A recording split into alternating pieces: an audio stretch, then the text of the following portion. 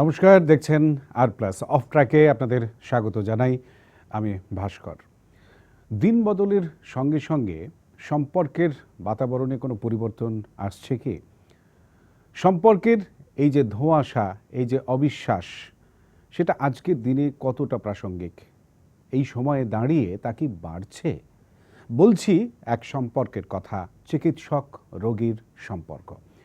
চিকিৎসক রোগীর সম্পর্কের মধ্যে অবিশ্বাসের বাতাবরণ বাড়ছে কিনা তার উত্তর খোঁজার চেষ্টা করব আজকের অফ ট্র্যাকে, এবং আপনারাও অংশ নিতে পারেন, আপনাদের অভিজ্ঞতার কথা জানাতে পারেন। তবে প্রথমেই আমি আজ যারা স্টুডিওতে উপস্থিত রয়েছেন অতিথি, তাদের সঙ্গে আপনাদের পরিচয় করিয়ে দিই। আমার বাঁদিকে রয়েছেন ডক্টর ফুয়াদ হালিম, বিশিষ্ট চিকিৎসক। ফুয়াদা, স্বাগত জানাই অফ ট্র্যাকে। এবং রয়েছেন ডক্টর গৌরী কুমরা। ডক্টর কুমরা, আপনাকেও অফ ট্র্যাকে স্বাগত। যে কথা বলছিলাম, যে বেশ কিছুদিন ধরে আপনারা দেখলেন আমাদের রাজ্যে স্বাস্থ্য ব্যবস্থা, স্বাস্থ্য পরিকাঠামো বিভিন্ন সময় প্রশ্নের মুখোমুখি এলো, বিতর্ক হলো। বর্তমান পরিস্থিতিতে দাঁড়িয়ে চিকিৎসক এবং রোগীর যে সম্পর্ক, সেখানে সত্যিই কি কোনো অবিশ্বাসের মেঘ দেখা দিচ্ছে? ডক্টর ফুয়াদ হালিম, ফুয়াদা, কি মনে হয় যে সম্পর্কের মধ্যে কোথাও একটা ধোঁয়াশা তৈরি হচ্ছে কি? দেখুন, এই যে সম্পর্ক সম্প্রীতিকালে একটা সাংঘাতিক একটা এই সম্পর্কর চরিত্রের মধ্যে একটা ভাটা পড়েছে, এটা কিন্তু এই দু এক দিনে হয়েছে অথবা এই যে পশ্চিমবাংলায় নতুন যে আইন হয়েছে সম্পূর্ণ তার ফলে কিন্তু তা নয়। এটা দীর্ঘদিন ধরে চলে আসছে এবং এর মূল কেন্দ্রবিন্দু কিন্তু থাকছে যেইভাবে হচ্ছে আমাদের স্বাস্থ্য ব্যবস্থা এবং চিকিৎসা বিজ্ঞানটা হচ্ছে তার হচ্ছে সম্পূর্ণ বাণিজ্যিকরণ করা হয়েছে, তার ফলে এটা হচ্ছে। এই বছরই 14ই ফেব্রুয়ারি মারা গেলেন একজন নোবেলজয়ী অর্থনীতিবিদ, ওনার নাম ছিল কেনেথ জে অ্যারো। উনি পৃথিবীর হচ্ছে প্রথম নোবেলজয়ী যিনি হচ্ছেন স্বাস্থ্য অর্থনীতি নিয়ে হচ্ছে ওনার কাজটা করেছিলেন। স্বাস্থ্য অর্থনীতি নিয়ে খুবই অল্প লোকজন কাজ করেছেন, ওনার মধ্যে শ্রেষ্ঠ হচ্ছেন কেনেথ জে অ্যারো। ওনার যে পেপার ছিল 63 সালে লেখা পেপার, তাই পেপারে উনি কিন্তু স্পষ্টীকরণ করেছিলেন কি স্বাস্থ্যকে যদি আপনি বাণিজ্যিক ক্ষেত্রের মধ্যে রেখে দেন তা তার মধ্যে একটা অভ্যন্তরীণ একটা সমস্যা আসবেই, এবং এই অভ্যন্তরীণ সমস্যাটা নির্ভর করছে অ্যাসিমেট্রি অফ ইনফরমেশনের জন্য। অ্যাসিমেট্রি অফ ইনফরমেশনের মানে উনি যেটা ব্যাখ্যা করলেন, ধরুন আপনি একটা সাধারণ মানুষ, আপনি গেলেন একটা হচ্ছে গাড়ি কিনতে, আপনি গাড়ি মধ্যে থেকে কি কি চাইছেন, তার মধ্যে 2টো দরজা থাকবে, 4টে দরজা থাকবে, তার মধ্যে এসি থাকবে, সাউন্ড সিস্টেম থাকবে, তার সম্বন্ধে ক্রেতা হিসেবে আপনার একটা স্পষ্ট ধারণা আছে। ফলে ক্রেতা এবং বিক্রেতার মধ্যে যেই সম্পর্কটা তৈরি হবে তার মধ্যে কিন্তু তথ্যগতভাবে কিন্তু একটা সামঞ্জস্য থাকবে। ক্রেতা স্পষ্ট জানে যে আমি একটা জিনিস কিনতে যাচ্ছি বাজার থেকে, আমি একটা টেপ রেকর্ডার, একটা গাড়ি যাই কিনতে যাবো, একটা আমি কলা কিনতে যাচ্ছি, তার সম্বন্ধে আমি কি চাইছি ওই প্রোডাক্টের মধ্যে থেকে আমার একটা স্পষ্ট ধারণা আছে। কিন্তু স্বাস্থ্য যখন আপনি বাণিজ্যকরণ করেন, আপনি কিন্তু হাসপাতালে যাচ্ছেন পেটে ব্যথা নিয়ে, সেখানে আপনি একটা গল ব্লাডার অপারেশন কিনছেন, না অ্যাপেন্ডিক্স অপারেশন কিনছেন, না ক্যান্সারের অপারেশন কিনছেন, আপনি কিছুই জানেন না। এবং এই সম্পূর্ণ তথ্যগুলো কিন্তু যারা বিক্রেতা তাদের হাতের মধ্যে আছে। তো এই যে অ্যাসিমেট্রি অফ ইনফরমেশন যখনই কোনো মার্কেটে থাকে তখন একটা সমস্যা হয়, এবং সেই সমস্যাটাকে উনি ব্যাখ্যা দিয়েছিলেন মরাল হ্যাজার্ড। আচ্ছা। এবং এই মরাল হ্যাজার্ডের জন্যে কিন্তু এই সমস্যাগুলো তৈরি হচ্ছে। আজকে আমরা দেখতে পাচ্ছি যদি মানে সম্পূর্ণ স্বাস্থ্য ব্যবস্থা যদি সরকারি কেন্দ্রতে থাকতো, মানে পাবলিক হেলথ সিস্টেমে থাকতো, তাহলে ক্রেতা বিক্রেতার সম্পর্কটা কিন্তু থাকতো না সে হাসপাতালের এমার্জেন্সি আউটডোর কোথাও। যেহেতু আপনার ক্রেতা বিক্রেতার সম্পর্কটা আছে, এই অ্যাসিমেট্রি অফ ইনফরমেশন সেটা হচ্ছে সমাজের মধ্যে তার একটা প্রাধান্য পায়, তার সমস্যাগুলো হচ্ছে সামনে চলে আসে এবং নানান ক্রিয়ার মধ্যে তার বহিঃপ্রকাশ হয়। লোকজন ভাবে যে আমি একজন রুগী নিয়ে গেলাম হাসপাতালে, তাকে আমি সুস্থ ফিরিয়ে আনবো, বিনা তার জায়গাতে আমি কতগুলো টাকা দিয়ে আসবো। রোগের সম্বন্ধে হচ্ছে ইনফরমেশনটা রুগীদের কাছে নেই, এবং রোগের সম্বন্ধে যেই নলেজটা হচ্ছে বিক্রেতাদের দেওয়ার কথা তারা অন্যভাবে দেন। আপনি চলে যান বাইপাসে, দেখবেন বড় করে বোর্ড লাগানো আছে, গল ব্লাডার অপারেশন এত টাকার মধ্যে প্যাকেজে যেমন হয়ে যাচ্ছে। যেমন হচ্ছে একজন মুমূর্ষু রোগীর গল ব্লাডার অপারেশন আর একজন সুস্থ হচ্ছে 17-18 বছর মেয়ের হচ্ছে গল ব্লাডার অপারেশন, দুটোই হচ্ছে সমান করে দেওয়া হচ্ছে একটা প্যাকেজ। মানে আপনার ওই 40-50 হাজার টাকার দুজনেই রুগীর হচ্ছে হয়ে যাবে। সেটা তো বাস্তবে হয় না। চিকিৎসা বিজ্ঞান সেরকম নেই, মানুষও সেইভাবে নয়, বয়স, তার রোগের বিস্তার সবটাই হচ্ছে একটা রোগের মানে নিরাময় করার ক্ষেত্রে তার একটা একেবারেই তাই। এবং এই বিষয়ে তো আরও বিস্তারিত জানবো, তবে ডক্টর কুমরা আমাদের সঙ্গে রয়েছেন। ডক্টর কুমরা, আপনার কি মনে হয় যে একটা সময় কেন আজও অনেকেই মনে করেন যে চিকিৎসক একটা নোবেল প্রফেশনের মধ্যে রয়েছেন, তাকে নেক্সট টু গড এই মর্যাদা দেওয়া হয়, সেখানে একজন চিকিৎসকের সঙ্গে যদি একজন রোগীর এই বাইয়ার সেলার সম্পর্কটা তৈরি হয়, ক্রেতা বিক্রেতার সম্পর্ক তৈরি হয়, তাহলে সেখানে ক্রেতা সন্তুষ্টির বিষয়টা নিয়ে সন্দেহ দেখা দেয়। তো এই ব্যবস্থাটাকে আপনি কতটা ভালো চোখে দেখছেন? কি মনে হয় যে ডাক্তাররা কি, চিকিৎসকরা কি সন্দেহের বাতাবরণে ঘিরে যাচ্ছেন এর কারণে? মনে খুব দুঃখ আছে যা ডেভেলপমেন্ট হয়েছে, কিন্তু আমার মনে হয় না কি আমরা সবাই ঘিরে যাচ্ছি এই অরাতে। আর আমরা চেঞ্জেস আনছি, আমরা ফেথ রেস্টোর করতে চাই। আমরা 30-35 ইয়ার্স অফ ডেডিকেটেড ওয়ার্ক দিয়েছি, এত তাড়াতাড়ি আমরা হার মানব না। আর খুব সেলফলেস ওয়ার্ক করেছি, পুরো prime youth was dedicated to serving mankind irrespective of professional gains. পয়সা কোনো দিনই মেন ইস্যু ছিল না। অনেক সময় আমরা ফর 800 রুপিস মিশন হসপিটালে হিস্টেক্টমি করেছি, সে সার্ভিসেস ভুলতে পারেন না সোসাইটি।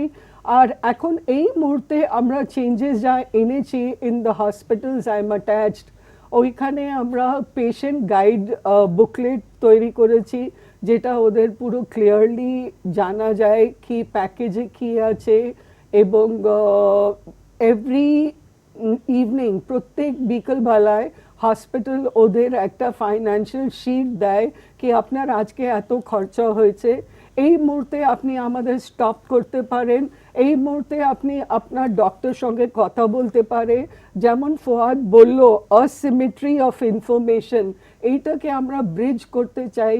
অনেক ভুল অনেকবার অনেকজন থেকে হয়েছে, doctor community as well as patient community, কিন্তু এই মরাল হ্যাজার্ডকে আমরা ব্রিজ করব বাই ইনক্রিজিং আওয়ার কমিউনিকেশন। আর ভরসা রাখতে হবে। এই যা ডিসপ্যারিটি, এই যা ব্রিজ হয়েছে বিটুইন ভয়, বিশ্বাস আর ফ্রাস্ট্রেশনে, এটাকে ন্যারো করতে হবে। ফরদা, আপনি যে কথা বললেন বা ডক্টর কুমরা যে কথা বলছেন, আমার বক্তব্যটা হচ্ছে এই জায়গাটা থেকেই, আপনার আগের প্রসঙ্গর জায়গা থেকে আমি বলতে চাইছি যে একজন রোগী যখন নির্দিষ্ট পরিষেবা পাওয়ার জন্য সে ওই যে প্যাকেজের কথা বললেন, একটা নির্দিষ্ট পরিমাণ অর্থ দিল, তারপর সে আশা করলো যে এই পরিষেবাটা সে পাবে। যখন সে ওই পরিষেবা পেল না, তখনই গণ্ডগোলের সূত্রপাত। এবার আমার প্রশ্ন যে একজন চিকিৎসক এই প্যাকেজের মধ্যে যাচ্ছেন কেন, যদি জানেন যে এটা বিজ্ঞানসম্মত নয়? কারণ একটা 18 বছরের মেয়ে, তার গলব্লাডার অপারেশন, আর একজন 50 বছর বা 60 বছরের মানুষ, তার গলব্লাডার অপারেশন, দুটোর ক্ষেত্রে প্যাকেজ এক হতে পারে না। এবার এইখানেও তো একটা ধোঁয়াশা থাকছে, বিভ্রান্তির একটা চেষ্টা রয়েছে। দোষ কার এখানে? এখানে আমাদের সমাজের মধ্যে যদি আমরা দেখি, বিভিন্ন দেশগুলো যদি আমরা যেভাবে বিভাজিত আছে, তাহলে অধিকাংশ দেশের মধ্যে কিন্তু স্বাস্থ্য হচ্ছে আপনার কিন্তু বেসরকারি ক্ষেত্রে ওরা কিন্তু অ্যালাউ করেনি। আপনি England, France, Scandinavian countries, Canada আপনি যদি দেখে নেন, উন্নয়নশীল দেশগুলো, বেশিরভাগ উন্নয়নশীল দেশগুলো কিন্তু স্বাস্থ্যকে কিন্তু বেসরকারি ক্ষেত্রে কিন্তু ওরা ছাড়েনি। যেরকম সেনাকে ছাড়েনি, পুলিশকে ছাড়েনি, আপনার জুডিশিয়ারি মানে যেখানে বিচার ব্যবস্থা আছে তাকে হচ্ছে ওরা, প্রশাসনকে ওরা ছাড়েনি বেসরকারি হাতে, তেমনি ওরা স্বাস্থ্যকে এবং শিক্ষাকেও ছাড়েনি। দুর্ভাগ্যক্রমে আমাদের দেশের মধ্যে আমরা শিক্ষা এবং স্বাস্থ্যকে এই যে মিশ্র অর্থনীতির মধ্যে কিছু সরকারি ব্যবস্থা কিছু বেসরকারি থাকবে এই জায়গায় ছেড়ে দিয়েছি, ফলে এই সমস্যাটা থাকবেই। এবং আপনার পরিষ্কার আপনার জানা আছে যে 1998 সালে যখন কেরালা হাইকোর্ট জাজমেন্ট দিল যে কনজিউমার প্রোটেকশন অ্যাক্টে হচ্ছে স্বাস্থ্য পরিষেবা চলে আসবে, তখন দেশের সংবিধানের মধ্যে নথিভুক্ত হয়ে গেল যে চিকিৎসাটা হচ্ছে একটা বাণিজ্যিক ক্রিয়া এবং ক্রেতা এবং বিক্রেতার সম্পর্কটা এর মধ্যে থাকবে। এবার এটা হচ্ছে দুর্ভাগ্য। দুর্ভাগ্য এই কারণে, কেন আপনি কিন্তু অন্য কোনো ক্রেতা বিক্রেতার সম্পর্কের মধ্যে এটা পাবেন না। একটা মা হচ্ছে তার শিশুকে একজন চিকিৎসকের দেখাচ্ছে প্রথম দিনে, সে কিন্তু শিশুর হাতটা বাড়িয়ে দিচ্ছে রক্ত দেওয়ার জন্যে। মানে একটা হচ্ছে চিকিৎসকের যে ভরসার জায়গাটা আছে, প্রফেশনাল জায়গা আছে, প্রথমবার হচ্ছে মা তার হচ্ছে 2-3 দিনের সন্তানকে নিয়ে যাচ্ছে, সে একটা জন্ডিসের ব্লাড টেস্ট করবে, মা কিন্তু নিজেই হচ্ছে শিশুর হাত বাড়িয়ে দিচ্ছে, ধরে দিচ্ছে, তাতে চিকিৎসকটা হচ্ছে যেন রক্তটা নিতে পারে ওই পরীক্ষা করার জন্য। এই যে ভরসার জায়গাটা, এতটা হচ্ছে ভরসা, আমার মনে হয় না অন্য কোনো মানে ক্ষেত্রে, অন্য কোনো প্রফেশনে একটা মা তার হচ্ছে 2-3 দিনের শিশুকে সেইভাবে হচ্ছে একটা অপরিচিত লোককে প্রথম দিনে সেই ভরসার জায়গাতে হ্যান্ড ওভার করে। ভরসার জায়গাটা আছে বলেই তো আজ প্রশ্নটা উঠছে। কারণ হচ্ছে আজকে ধরুন ডক্টর কুমরা, আমি আপনার কাছেও জানতে চাইবো যে মাননীয় মুখ্যমন্ত্রী তিনি চিন্তাভাবনা করছেন এবং একাধিকবার বললেন যে চিকিৎসা পরিষেবাটাকে আর 5টা ব্যবসার সঙ্গে জুড়ে ফেললে হবে না, একই ধরনের জিনিস নয়। এই প্রেক্ষাপট থেকে দাঁড়িয়ে তার যে গৃহীত সিদ্ধান্তগুলো এই অল্প কিছুদিন যাবৎ আমরা চোখে পড়লো, যা দেখলাম, তার নিরিখে পরবর্তী পর্যায়ে দেখা গেল যে ডাক্তারদের একটা গোষ্ঠী তারা কিন্তু এর তীব্র বিরোধিতা করছেন এবং রোগীদের মধ্যেও একটা জায়গায় দেখা গেল যে সন্দেহের বাতাবরণ ছিল সেটা আরও বাড়লো। কারণ ফুয়াদ্দার যে কথা বলেন যে একটি নির্দিষ্ট পরিমাণ প্যাকেজের মধ্যে গিয়ে আমি যখন পরিষেবাটা পাচ্ছি না, তখনই অসন্তোষের যে জায়গা সৃষ্টি হচ্ছে। এবার ধরুন নিকট আত্মীয় তিনি মারা গেলেন বা মারাত্মক তার কোনো ক্ষতি হয়ে গেল যেটা হয়তো হওয়ার কথা ছিল না, গাফিলতির জায়গা, এরকম কিন্তু একাধিকবার উঠে আসছে। সেই প্রেক্ষাপটে দাঁড়িয়ে রাজ্যে যে প্রশাসনিক ব্যবস্থাগুলো নেওয়া হলো সেইটা আপনি কিভাবে দেখেন, দৃষ্টিভঙ্গি কি এই রেসপেক্টে? ভাস্কর, আমার মনে হয় প্যাকেজ সিস্টেমটা রাখাই উচিত নয়। আই 100% এগ্রি উইথ ফুয়াদ कि বৃদ্ধ লোক আর জওয়ান মেয়ের কম্প্যারিজন হতে পারে না। আজকাল আরো একটা প্যাকেজ হচ্ছে ইন্স্যুরেন্স প্যাকেজ, কি 4 দিনের মাথায় আমরা আপনাকে ডিসচার্জ করে দেবো অপারেশনের পর। কিন্তু যে patient diabetes with surgical need ও আসছে, ওকে আমরা যদি সেদিন সকালবেলা ভর্তি করি এবং 4 দিনে রেহাই দিয়ে দিই, আমরা কি পারবো? আমরা কি পেরিয়ে উঠবো? ফাইন্যান্সিয়াল ক্রাইসিস আছে, এখানে প্যাকেজ ফ্লোট হচ্ছে, এই প্যাকেজ সিস্টেমটা কি তুলে দেয়? This is a marketing gimmick. এই একটা গিমিক তৈরি করেছে টু লিওর people to increase the target of the hospital. It's a corporate world, কিন্তু আগে তো কর্পোরেট ওয়ার্ল্ড এক্সিস্ট করতো না। একই সঙ্গে ফুয়াদ্দা, এটা একটা দুষ্ট চক্র কাজ করছে নাকি? আমি মানে সরাসরি এভাবেই বলতে চাইছি। ম্যাডাম যে ইন্স্যুরেন্সের কথা উল্লেখ করলেন, এরকমও দেখা গিয়েছে, বিদেশও ইতিমধ্যে এ নিয়ে কাজও শুরু হয়ে গেছে। সেটা হচ্ছে যে হয়তো আমার হাঁটুতে একটা মোচড় হয়েছে, এবার সেটাকে দেখিয়ে দিলাম যে কোনো কারণে একটু সামান্য চোট লেগেছে, সেটাকে ফুলিয়ে ফাঁপিয়ে এমন করে দেখিয়ে দেওয়া হলো এবং ইন্স্যুরেন্স ক্লেমও করা হলো যে বড় কিছু ঘটনা ঘটেছে। এখানে একটা যোগসাজশের ব্যাপার রয়েছে চিকিৎসকদের সঙ্গে, ইন্স্যুরেন্স যারা এজেন্ট রয়েছেন বা ইন্স্যুরেন্স কর্মী রয়েছেন, এরকম অসাধু একটা প্রক্রিয়া চলে। তারপর হচ্ছে আমাদের দেশ ওয়েলফেয়ার একটা স্টেট, যেখানে প্রায় অর্ধেক মানুষ এখনও দারিদ্র্য সীমার নিচে বাস করেন। সেই দেশে স্বাস্থ্য পরিষেবাটা কেন সরকারের অধীনে নেই? আর বেসরকারি ক্ষেত্রে যদি বা রয়েছে, সেখানে এই ধরনের প্যাকেজ সিস্টেম কেন? কারণ একজন মানুষের যদি জ্বর, রোগ, সর্দি, কাশি হয়, একই ওষুধ দিয়ে একই সময়ের মধ্যে ওই রোগী যে সুস্থ হবে এমনও কোনো কিন্তু কথা নেই, কারণ একজন রোগীর ইমিউন সিস্টেম আরেকজনের থেকে আলাদা। এই জায়গাটা একটুখানি দেখপাত করুন কাইন্ডলি, কারণ যারা দেখছেন অনুষ্ঠান তারা যেন এই জায়গাটা বুঝতে পারেন, অন্তত অসন্তুষ্ট রোগীদের পরিবার যেন তারা না হন। আমি দুটো কথা বলবো। মানে ভাস্কর, তুমি যে প্রশ্নটা করলে, এটা কিন্তু 63 সালে কেনেথ জে অ্যারো পেপারে স্পষ্টীকরণ করে দিয়েছে। উনি বললেন অ্যাসিমিট্রি অফ ইনফরমেশন থাকলে একটা মার্কেট ফেলিয়ার হবে। মার্কেট ফেলিয়ার মানে যাদের মার্কেটে যেভাবে আদর্শগতভাবে তাদেরকে কাজ করার কথা তারা করবে না। এবং এই মার্কেট ফেলিয়ারের প্রতিকারটা কি আছে উনি কিন্তু স্পষ্ট তখন বলেছেন যে স্বাস্থ্য স্পর্শকাত জায়গা এবং এটা দিয়ে হচ্ছে মানব সম্পদ তৈরি হয়। কেন ম্যান্ডেজ লস্ট, আমি মানে চিকিৎসা পরিষেবা যে ক্রেতা বিক্রেতার এই কথাটা যদি বাদ দিয়ে দিই, ধরুন একটা লোক যদি অসুস্থ হয়ে বাড়িতে পড়ে থাকে, তাহলে সাধারণ সমাজের মধ্যে যে ম্যান্ডেজ লস হয়, মানে সাধারণ সমাজ হচ্ছে পরবর্তী দিনে প্রবেশ করার জন্য যে ক্ষতিটা সহ্য করে মানে সামগ্রিকভাবে, সেটা একটা মারাত্মক দিক রয়েছে। উনি সেই আলোকে ইকুইলিব্রিয়াম কনসেপ্ট থেকে বলেছিলেন। কিন্তু যে কথাটা উনি বলেছিলেন যে মার্কেট ফেলিয়ারের প্রতিকারটা কিন্তু এটা নয় যে আপনি হচ্ছেন চেকস অ্যান্ড ব্যালেন্সেস করতে করতে যাবেন, এই যে দিদি বললেন যে ইন্স্যুরেন্সটা করে বললো যে আমি টাকা পয়সাটা হচ্ছে থার্ড পার্টিকে দেওয়াবো, আপনি সারা বছর দিয়ে দেবে, আপনার হচ্ছে মানে ক্যাটাস্ট্রফিক হেলথ এক্সপেন্ডিচার একটা সময়তে হবে না। ধরুন আজকে আমার একটা মারাত্মক রোগ হলো, আমি যেহেতু 5-10 বছর ধরে ইন্স্যুরেন্স দিয়ে আসছি, সেই ক্ষেত্রে আমার হচ্ছে কালেকটিভ একটা রেসপন্সিবিলিটি নেবে। এবং কালেকটিভ রেসপন্সিবিলিটি নেওয়ার ইন্স্যুরেন্স ক্ষেত্রে যেটা হচ্ছে কিছু লোকজন তাতে মুনাফা করছে, সেই কালেকটিভ রেসপন্সিবিলিটি সমাজকে নিতে হবে, মানে সমাজকে হচ্ছে একটা সরকারি স্বাস্থ্য ব্যবস্থার মধ্যে থেকে নিতে হবে। ইন্স্যুরেন্স কি হলো, আপনি সমাজের মধ্যে 10 জনকে বাছাই করে নিলেন, ওরা নিজেদের মধ্যে নিজেদের হচ্ছে একটা ইন্স্যুরেন্স কভারটা করলেন, ফলে এটা দুর্ভাগ্যক্রমে। তারপরে মার্কেট ফেলিয়ারটা কী হলো, আপনি যখন এটা করলেন তখন দেখলো যে চিকিৎসক এবং হাসপাতাল তারা কিন্তু দেখলো যে যেহেতু থার্ড পার্টি দিচ্ছে, পেশেন্ট দিচ্ছে না, পেশেন্টের হচ্ছে কস্ট মার্কেটে কি হয়, আপনি একটা গাড়ি কিনতে গেলেন, আপনার যদি একটা দোকানে 2 লাখ টাকা পাওয়া যায়, একটা দোকানে 3 লাখ টাকা পাওয়া যায়, তাহলে আপনি 2 লাখ টাকাতে কিনবেন। ইন্স্যুরেন্সে কি হচ্ছে, যিনি ক্রেতা উনি তো ইন্স্যুরেন্স দিয়ে দিয়েছেন, তো উনি যখন হাসপাতালে যাচ্ছেন ওনার কস্ট কন্ট্রোলের প্রতি ওনার দায়বদ্ধ নাই, টাকাটা দিচ্ছে ইন্স্যুরেন্স।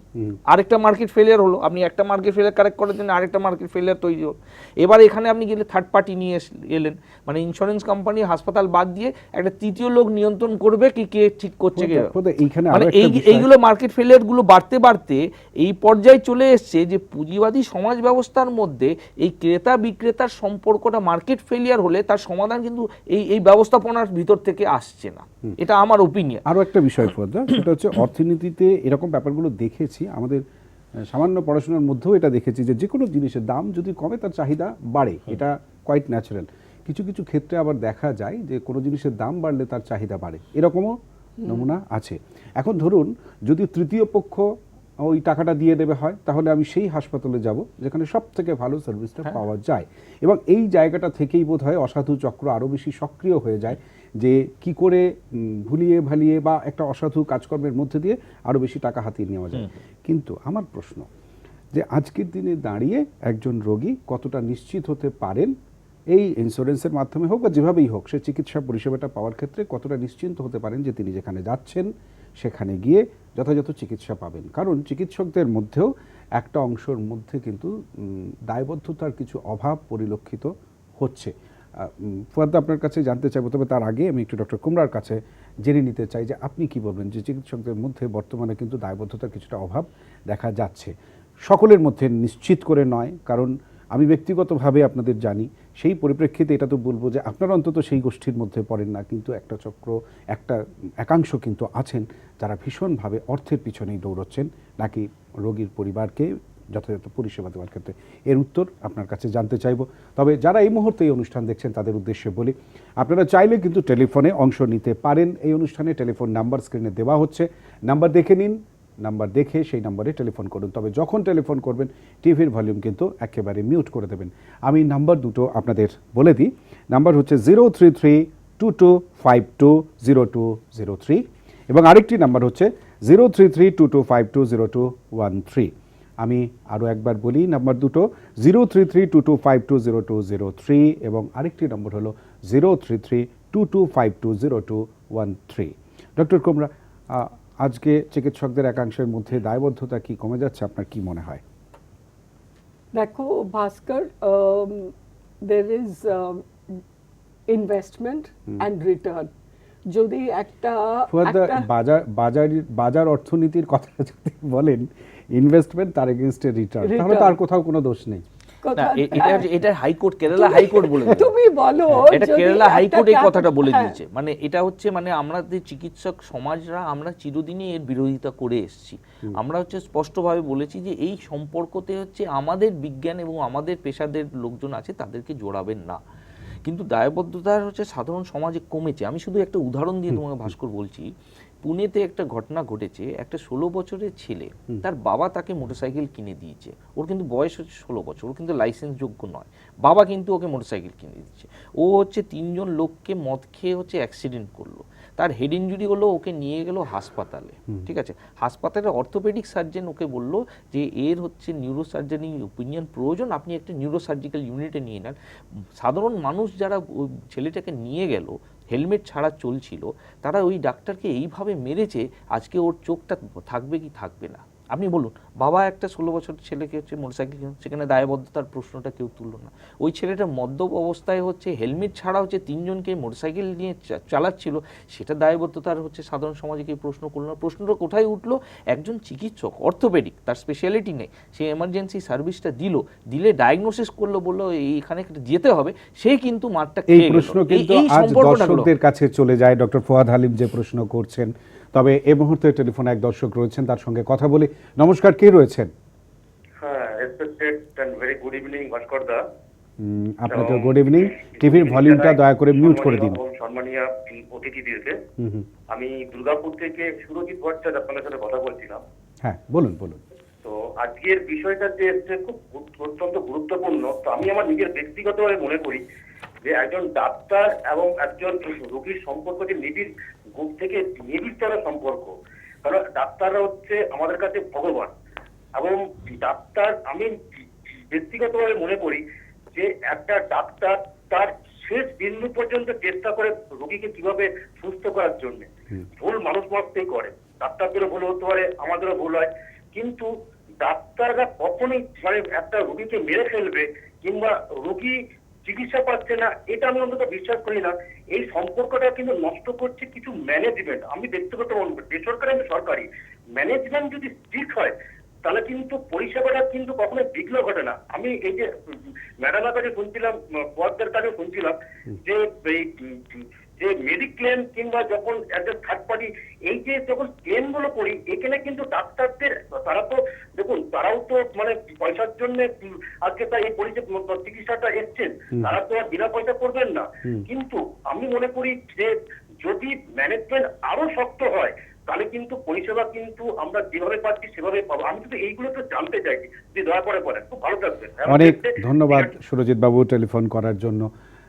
এইটাই সাধারণ মানুষের অভিমত বেশিরভাগ ক্ষেত্রে চিকিৎসকদের সম্পর্কে। তার কারণ হচ্ছে আমরা যখনই অসহায় হয়ে পড়ি তখনই আমরা বলি যে ঈশ্বরের আমরা শরণাপন্ন হই বাঁচার জন্য, কিন্তু ঈশ্বরকে তো সামনাসামনি আমরা দেখতে পাই না। যাদেরকে দেখতে পাই তারা হলেন এই চিকিৎসকরা, যাদের কাছে নিজেদেরকে আমরা সমর্পণ করে দিই, সমর্পিত করি আমাদের সুস্থ হয়ে ওঠার জন্য, আমাদের পরিজনদের সুস্থ হয়ে ওঠার জন্য। ডক্টর কুমরা যে কথা বলছিলেন যে সিম্পলি একটা বিষয়, একটা ইনভেস্টমেন্ট হয়েছে, তার এগেনস্টে রিটার্ন, এইরকম একটা মানসিকতা চিকিৎসকদের মধ্যে গ্রো করছে কিনা তার উত্তর দিচ্ছিলেন। এই সময়ই ফুয়াদ্দাও একটা প্রসঙ্গ তুলে ধরলেন।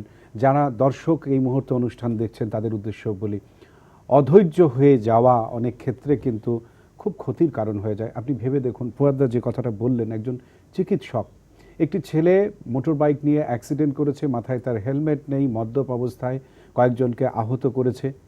তাকে স্থানীয়রা ধরে হাসপাতালে নিয়ে এলেন একজন অর্থোপেডিক সার্জনের কাছে। তিনি দেখলেন, দেখার পর বললেন এটি নিউরো ইস্যু, একজন নিউরো স্পেশালিস্টের কাছে দেখাতে। এক্ষেত্রে যারা তাকে নিয়ে এসেছিলেন, ওই মোটর বাইকে আহত যুবক, তার আত্মীয় স্বজনরা সেই ডাক্তারকে এমন মারধর করলেন যে তার চোখ নষ্ট হতে বসেছে। এই প্রশ্নের উত্তর দিন। শুধু ডাক্তারদের দিকে প্রশ্নের আঙুল তুলে দিলে তো হবে না, আপনাদের নিজেদের দিকেও তাকাতে হবে। কেমন লাগে এই ধরনের দৃষ্টান্তমূলক ঘটনা যদি শোনেন, তাও জানতে চাইব আপনাদের কাছে। এখন সময় হয়েছে একটা ছোট্ট বিরতির পর আবারও ফিরে আলোচনা হবে, সঙ্গে থাকুন।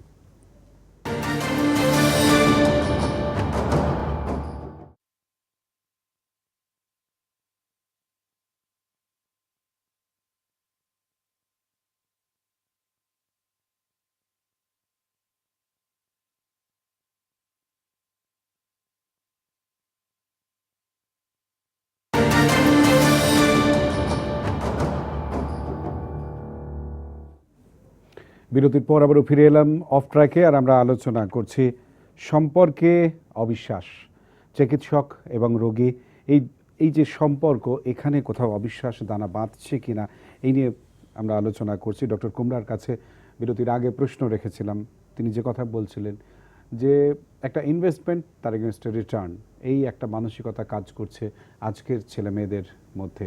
সত্যিই কি তাই ডক্টর কুমরা?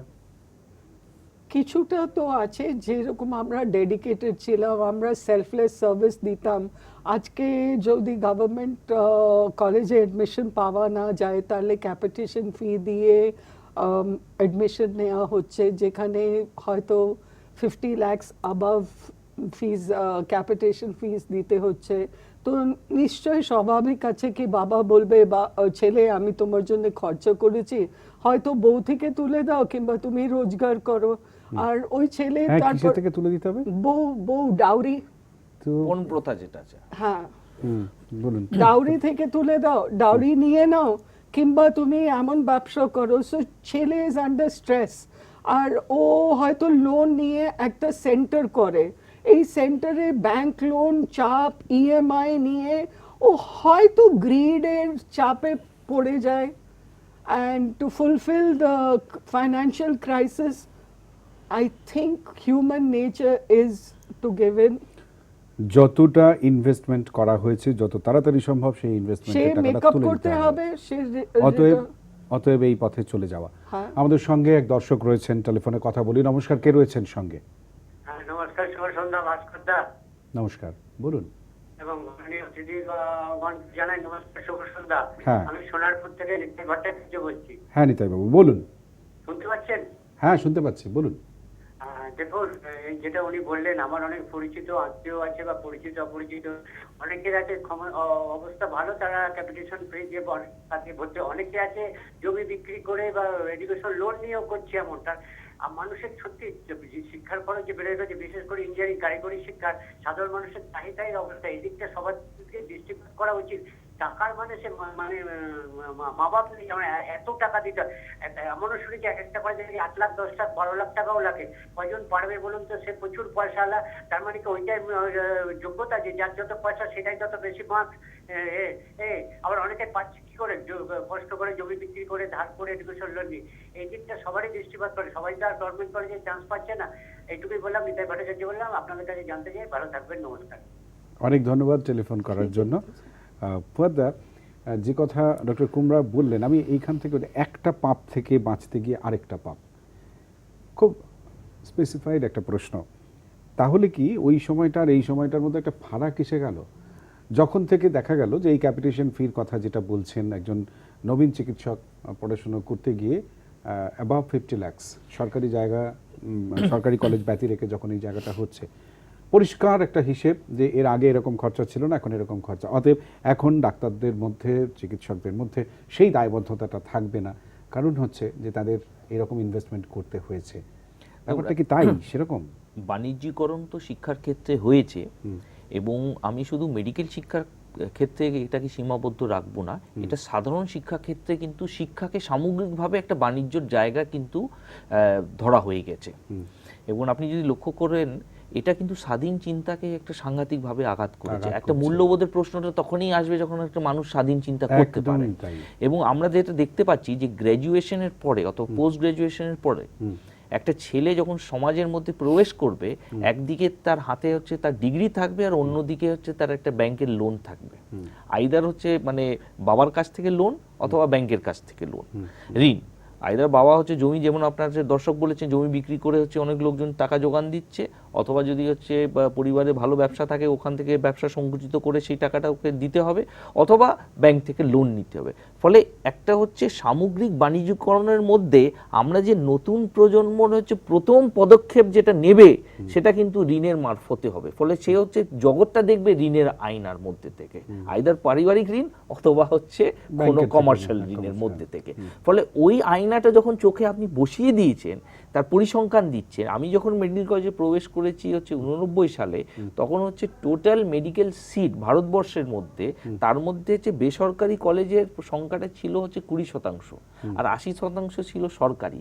আজকে 2017 সালে হচ্ছে মানে প্রায় হচ্ছে 60% হচ্ছে বেসরকারি, আর মাত্র 40% হচ্ছে সরকারি। ফলে এই 100 জন ডাক্তারের মধ্যে 60 জন ডাক্তার কিন্তু সমাজের মধ্যে প্রবেশ করছে ওই চশমাটা পরে, এই ঋণের বোঝার মাথায় নিয়ে। আর সে যখন হচ্ছে সমাজের মধ্যে প্রবেশ করছে ওকে ঋণের জায়গাটা দিয়ে, ফলে এটা হচ্ছে সামাজিক প্রশ্ন, এবং এই সামাজিক প্রশ্নের উত্তরটা সমাজকে একসাথে দিতে হবে বিশ্লেষণ করে, যে আমরা কি স্বাস্থ্যকে হচ্ছে বেসরকারি ক্ষেত্রে অ্যালাউ করব কি করব না, আমরা কি স্বাস্থ্য মানে শিক্ষা ব্যবস্থা, চিকিৎসা শিক্ষা ব্যবস্থা তার হচ্ছে বাণিজ্যিকরণ করতে দেবো কি দেবো না। আমরা কুফল নিয়ে আলোচনা করব, কিন্তু প্রক্রিয়াটা যদি না শোধরাতে পারি, যে জিনিসটা চলছে সেটা অবাধভাবে চলবে। এটা তো সামগ্রিক চিন্তা ভাবনার বিষয়টা। আমি শুধু একটা হচ্ছে জায়গা যে আমরা তো এখন অব্দি সেনাকে তো বেসরকারি ক্ষেত্রে পাঠাইনি, আমরা বিচার ব্যবস্থাকে পাঠাইনি, পুলিশ ব্যবস্থা, কেউ তো ভাবে না যে পুলিশের হচ্ছে থানায় আপনি একটা বোর্ড দেখবেন যে হচ্ছে Private sector. মানে mister Purkayastha and sons private limited Park Street থানার সামনে একটা মানে লালবাজারের ওখানে একটা বোর্ড ঝুলে আছে, অথবা হাইকোর্টের সামনে হচ্ছে আপনার হচ্ছে আলতামাস কবির অ্যান্ড পার্টনার্স বলে একটা হচ্ছে বোর্ড ঝুলে থাকবে, অথবা ফোর্ট উইলিয়ামে হচ্ছে শঙ্কর রায়চৌধুরী অ্যান্ড অ্যাসোসিয়েটস বলে একটা বোর্ড ঝুলে থাকবে। তো এই জায়গাগুলো আমরা অ্যালাউ করিনি স্বাস্থ্যকে কেন, এবং স্বাস্থ্য সমস্যাগুলো আছে, এবং এই সমস্যাগুলো আমরা দৈনন্দিন হচ্ছে সম্মুখীন হচ্ছে, মানুষ হচ্ছে স্বাস্থ্যগুলো পাচ্ছে না, একটা পরিকাঠামোগুলো গড়ে তোলা যাচ্ছে না, কোনো হিসেব রাখা যায়, কোনো অডিট নেই। আপনি ধরুন একজন হচ্ছে বেসরকারি ক্ষেত্রে একটা ডাক্তার চিকিৎসক মানে প্র্যাকটিস করছে, উনি একটা আল্ট্রাসাউন্ড লিখেছেন, ওই আল্ট্রাসাউন্ডটা যুক্তিসঙ্গত আছে কি না এটা হচ্ছে বেসরকারি কোন ব্যবস্থাপনার মধ্যে আপনি হিসেব রাখতে পারবেন। সরকারি ব্যবস্থাপনার থাকলে আপনার একটা অডিট হবে, একটা প্রেসক্রিপশন অডিট হবে। আপনি হচ্ছেন 10টা আল্ট্রাসাউন্ড, ইংল্যান্ডে যেরকম হয়, আপনি যদি 10টা আল্ট্রাসাউন্ড লেখেন তার মধ্যে হচ্ছে 50% আল্ট্রাসাউন্ড যদি তার থেকে বেশি যদি নর্মাল হয়, তাহলে আপনি ক্লিনিক্যালি হচ্ছে ইনকম্পিটেন্ট, আপনাকে বোর্ডের সামনে হাজির হতে হবে, কারণ আপনি হচ্ছে রিসোর্স ব্যবহার করছেন, এবং সবাইকে রিসোর্স পৌঁছানোর জন্য রিসোর্সের মধ্যে একটা সীমাবদ্ধতা আছে, লিমিটেশন আছে, আপনি অপচয় করলে আপনাকে প্রশ্নের সম্মুখীন হতে হবে। কিন্তু বেসরকারি ক্ষেত্রে আপনি কোথায় করবেন? তার সঙ্গে হচ্ছে আপনার বাণিজ্যিকরণ শুধুমাত্র হচ্ছে মানে চিকিৎসকদের দিক থেকে হচ্ছে না, আপনারা যে বড় বড় যে ফার্মাসিউটিক্যাল ডায়াগনস্টিক লবিগুলো আছে তারা কিন্তু ঠিক করে দিচ্ছে একজন এমআর ঢুকে চিকিৎসকের ঘরে প্রবেশ করার পরে দরজা বন্ধ করে কি আলোচনা করবে তার বিষয়বস্তু কিন্তু ওই ঘরে তৈরি হচ্ছে না, সেটা কিন্তু বড় বড় বোর্ডরুমে তৈরি হচ্ছে। বিদেশে ঠান্ডা ঘরে দাঁড়িয়ে হচ্ছে যারা হচ্ছে ওষুধ হচ্ছে অপ্রয়োজনীয় ওষুধ বিক্রি করতে চাইছে, অপ্রয়োজনীয় হচ্ছে পরীক্ষা নিরীক্ষা হচ্ছে লেখাতে চাইছে, তারা কিন্তু ওখানে আলোচনা করে এই জিনিসগুলো চিকিৎসার মতন একটা নোবেল প্রফেশন, সেখানে যে সমস্ত মানুষগুলো জড়িয়ে রয়েছেন তাদের সম্পর্কে এমন কোনো কথা বলতে বা শুনতে ভালো লাগে না হয়তো অনেকের, যা কিনা তাদের সম্মানের পক্ষে হানিকর হয়। ডক্টর কুমরা, ফুয়াদ্দা যে কথা একটু আগে বললেন যে ফুয়াদ্দা যখন ডাক্তারি পাশ করলেন সেই সময়ের যে চিত্রটা ছিল 80% হচ্ছে সরকারি ছাত্র, 20% বেসরকারি। আজকের যে চিত্র সেখানে 40% হচ্ছে সরকারি, বাকি 60% হচ্ছে বেসরকারি। তাহলে সামগ্রিকভাবে কি আমরা আশা করব যে ওই 60% মানুষের কাছে, ডাক্তারের কাছে কোনো দায়বদ্ধতা দাবি করা যাবে না, যা কিছু দাবি করতে হবে ওই 40% যারা সরকারি মেডিকেল কলেজে পড়াশোনা করেছেন? এটাই কি হবে? কি মনে হয় আপনার? টেলিফোনে আমাদের দর্শক বন্ধু রয়েছেন, তার সঙ্গে কথা বলবো এবং তারপরেই ডক্টর কুমরার কাছ থেকে এই প্রশ্নের উত্তর শুনতে চাইব যে আজকের চিকিৎসকদের কাছে, যারা বেশিরভাগ বেসরকারি শিক্ষা প্রতিষ্ঠান থেকে পাশ করে আসছেন, তাদের কাছে দায়বদ্ধতা এক্সপেক্ট করা যায় না। টেলিফোনে বন্ধু রয়েছেন, কে রয়েছেন? টেলিফোন কেটে গিয়েছে। ডক্টর কুমরা বলুন।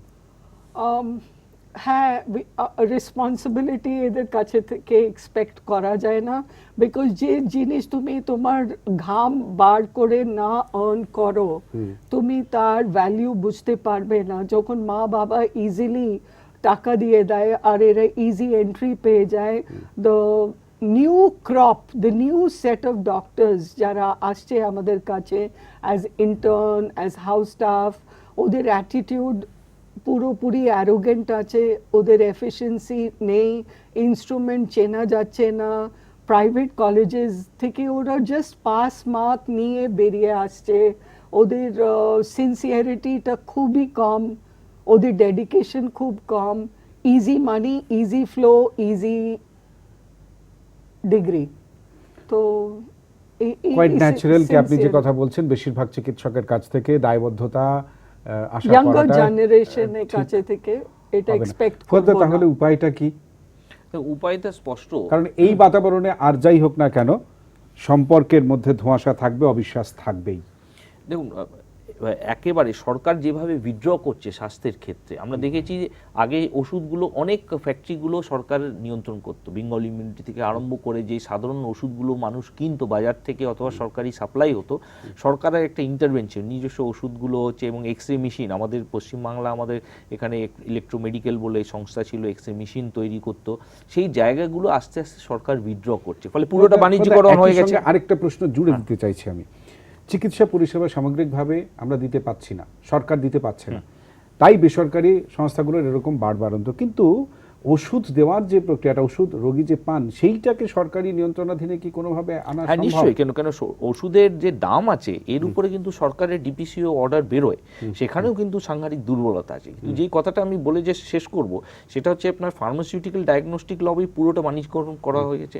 নার্সিংহোমগুলো দেখবেন হচ্ছে বড় বড় কর্পোরেটগুলো প্রবেশ করে গেছে ওর মধ্যে, এখন ছোট মাঝারি নার্সিংহোমগুলো খুলছে না। কোথাও পশ্চিমবাংলা আপনার 5টা বেডে একজন চিকিৎসক তার বাড়ির পিছনে জায়গা বের করে দিয়ে নার্সিংহোম তৈরি করছে, সেই কিন্তু উদাহরণ বিগত 20-15 বছর আপনি কিন্তু পশ্চিমবাংলায় দেখাতে পারবেন না। ওর হচ্ছে সম্পূর্ণ বাণিজ্যিকরণ। এবার মেডিকেল প্রফেশনগুলো হচ্ছে তারা হচ্ছে প্রবেশ করছে এর মধ্যে আপনার কর্পোরেট সেক্টরের মধ্যে। তারা আমরা দেখছি আগে হচ্ছে চিকিৎসকরা হচ্ছে কিন্তু অ্যাসেট লোকজন মনে করতো, এটা অ্যাসেট, এটা সম্পদ। এবার কিন্তু চিকিৎসকরা কিন্তু লায়াবিলিটি সাইডে চলে গেছে। যদি আপনি বড় একটা কর্পোরেট হসপিটাল খুলছেন 500 বেডে, আপনি ধরে নিয়েছেন আপনার 50টা স্পেশালিস্ট লাগবে, তার পিছনে এত বেতন, মানে ওরা অ্যাসেট থেকে সম্পদ থেকে কিন্তু লায়াবিলিটির দিকে চলে এসছে, এত বেতন দিয়ে রাখতে হবে। ফলে সামগ্রিক স্বাস্থ্য ব্যবস্থাটা বাণিজ্যিকরণ হচ্ছে, সেখানে আসার আলো এখানেই রয়েছে। এই যে সম্পর্ক, একজন রুগী যখন চিকিৎসকের কাছে আসে সে কিন্তু হাত জোর করে এটাই বিশ্বাস করে যে রুগী তার রোগ নিরাময় চিকিৎসার হাতে। এইখান থেকেই ফুয়াদ্দা, আমি তো চিকিৎসক নই, আমরাও চিকিৎসক নই বেশিরভাগ মানুষ, কারণ চিকিৎসকের অভাব রয়েছে। সাধারণ মানুষ যে ভরসা এবং বিশ্বাসের উপর বল করে একজন চিকিৎসকের শরণাপন্ন হন, চিকিৎসকের সেখানে দায়বদ্ধতা থাকা উচিত বলে মনে হয়। যারা এই মুহূর্তে যে সমস্ত চিকিৎসকরা এই অনুষ্ঠান দেখছেন, কারণ জানি বেশ কিছু চিকিৎসক এই অনুষ্ঠান দেখছেন, সঙ্গে সাধারণ মানুষও এই অনুষ্ঠান দেখছেন, তাদের উদ্দেশ্যে বলি, চিকিৎসকদের সঙ্গে সেই দুর্ব্যবহার করবেন না যেটা তারা কখনোই অন্তত ডিজার্ভ করেন না, এই জায়গা থেকে বলা। কারণ একজন চিকিৎসক তিনিই জানেন সব থেকে ভালো যে আপনার কী চিকিৎসা প্রয়োজন, তাই তার উপর ভরসা রাখুন, অধৈর্য হবেন না। চিকিৎসককে নির্যাতিত করে কোনো সমস্যার সমাধান যদি হতো তাহলে বোধহয় আর কোনো সমস্যাই থাকতো না। আর চিকিৎসকরা দায়বদ্ধ থাকবেন, দায়বদ্ধতা দেখাবেন, তবেই কিন্তু তারা সেই ঈশ্বরের সমান মর্যাদা পাবেন। চিকিৎসক এবং রোগীর সম্পর্কের বিশ্বাসের ক্ষেত্র যদি ভেঙে যায় তাহলে চিকিৎসা পরিষেবাই হয়তো ভেঙে যাবে। তেমনটা হতে দেবেন না। চিকিৎসক এবং সাধারণ মানুষ অর্থাৎ রোগী যারা, উভয় পক্ষের কাছেই এই অনুরোধ জানিয়ে আজকের অনুষ্ঠান শেষ করব। ধন্যবাদ ডক্টর কুমরা এবং ধন্যবাদ ডক্টর ফুয়াদ হালিম দুজনকেই, এবং ধন্যবাদ আপনাদেরও যারা এতক্ষণ এই অনুষ্ঠানে সঙ্গে ছিলেন। ভালো থাকুন, সুস্থ থাকুন, দেখতে থাকুন আর প্লাস নিউজ, সবার আগে সবার পাশে। নমস্কার।